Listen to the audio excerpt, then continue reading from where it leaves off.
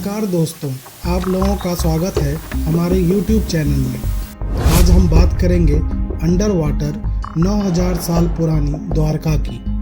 हिंदू धर्म के चारों धामों में से एक द्वारका धाम को भगवान श्री कृष्ण की नगरी कहते हैं।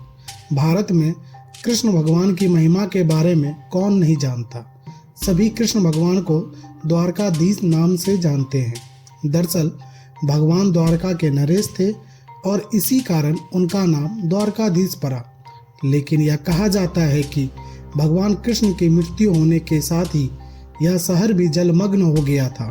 द्वारका महाभारत में अपने ऐतिहासिक महत्व के कारण हमेशा वैज्ञानिकों के अलावा पुरातत्व और इतिहासकारों के लिए एक आकर्षण का कारण बना हुआ है। दरअसल सभी इसका रहस्य जानना चाहते हैं। हम आपको महाभारत काल की एक ऐसी नगरी के बारे में बता रहे हैं जिसे भगवान श्री कृष्ण ने बसाया था। इस नगरी का एक हिस्सा आज भी समंदर में है। कुछ वर्ष पहले नेशनल इंस्टीट्यूट ऑफ ओशियनोग्राफी को समुद्र के अंदर प्राचीन द्वारका के अवशेष प्राप्त हुए थे। कुछ वर्ष पहले इसकी खोज की गई थी। हम बात कर रहे हैं द्वारका धाम की। यह गुजरात के काठियावाड़ क्षेत्र में अरब सागर के द्वीप पर स्थित है। अनेक द्वारों का शहर होने के कारण इस नगर का नाम द्वारका पड़ा। इस शहर के चारों तरफ कई लंबी दीवारें थी जिसमें कई दरवाजे थे। ये दरवाजे आज भी समुद्र के गर्त में है। माना जाता है कि द्वारका नगरी का विनाश महाभारत धर्म युद्ध में मारे गए 100 कौरवों की मां गांधारी के श्राप से शुरू हुआ। गांधारी ने श्री कृष्ण पर अपना गुस्सा उतारा और उन्हें दोषी ठहराते हुए कहा कि उनके कारण ही कौरवों का नाश हुआ। उन्होंने कृष्ण को श्राप दिया कि जिस प्रकार उनकी संतानें नष्ट हुई है उसी प्रकार यादव कुल का भी नाश होगा। कृष्ण ने श्राप स्वीकार कर लिया।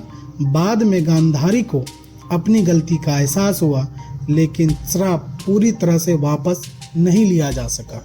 पौराणिक कथाओं के अनुसार द्वारका नगरी भगवान कृष्ण के मथुरा छोड़ने के बाद बसाई गई थी, जिनमें उन्होंने अपने 18 साथियों के साथ नगरी बसाई थी, जो कि बहुत बड़ी नगरी थी। और इस नगरी के सिंहासन पर बैठकर समस्त संसार में उन्होंने 36 वर्ष तक राज किया। द्वारकापुरी का निर्माण भगवान श्री कृष्ण ने विश्वकर्मा जी से करवाया था। इसका प्राचीन नाम कुशस्थली था। पौराणिक कथाओं के अनुसार महाराज रेवतक के समुद्र में कुश बिछाकर यज्ञ करने के कारण ही इस स्थान का नाम कुशस्थली पड़ा। वह समय भी आ गया जब माता गांधारी का श्राप फलीभूत होने लगा। कुछ समय बाद यदुवंशी आपस में ही झगड़ने लगे। उन्होंने श्री कृष्ण और बलराम की बात पर भी ध्यान नहीं दिया। इसी बीच उन दोनों को एहसास हुआ कि युग बदल रहे हैं और उनके मानव शरीर छोड़ने का समय आ गया था। जल्द ही बलराम तीर्थ यात्रा के लिए निकल गए। उधर श्री कृष्ण भी योग निद्रा में लीन हो गए। इस दौरान एक शिकारी ने गलती से श्री कृष्ण के पैर को हिरण का चेहरा समझ लिया और तीर चला दिया।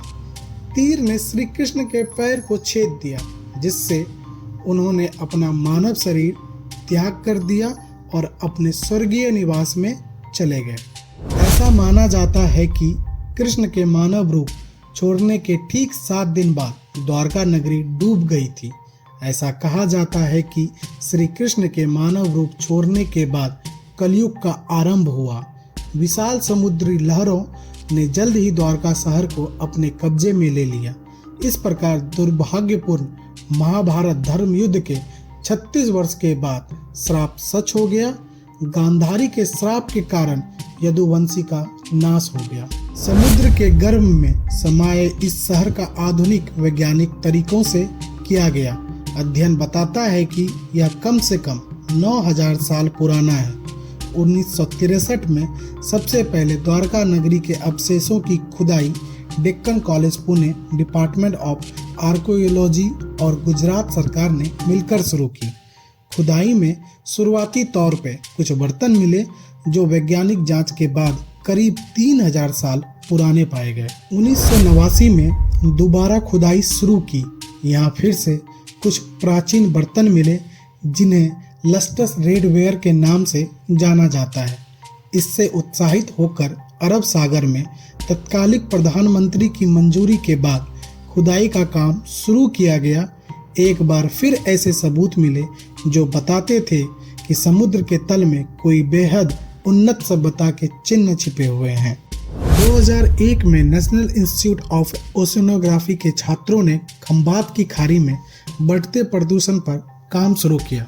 उन्हें केंद्र सरकार ने काम शुरू करने को कहा था। यह अलग बात है कि प्रदूषण की जांच करते हुए इन छात्रों को मिट्टी और बालू से सने पत्थर से बनी इमारतों के दीदार हुए। ये 5 मील में फैले हुए थे। इसके साथ ही गोताखोरों को कलाकृतियां, इमारतों के तरह से स्तंभ, तांबे और कांसे के सिक्के मिले। मोटे तौर पर इन्हें 3600 साल पुराना माना गया। कार्बन डेटिंग तकनीक से पता चला कि कुछ नमूने 9000 साल पुराने हैं। हाल में ही प्रधानमंत्री नरेंद्र मोदी गुजरात के द्वारका में समुद्र में गहरे पानी के अंदर गए और उस स्थान पर प्रार्थना किया जहां जलमग्न द्वारका नगरी है। कैसा लगा आप लोगों को यह वीडियो कमेंट करके ज़रूर बताइए। इसी तरह की जानकारी के लिए चैनल को सब्सक्राइब करें और बने रहें हमारे साथ। आपका धन्यवाद।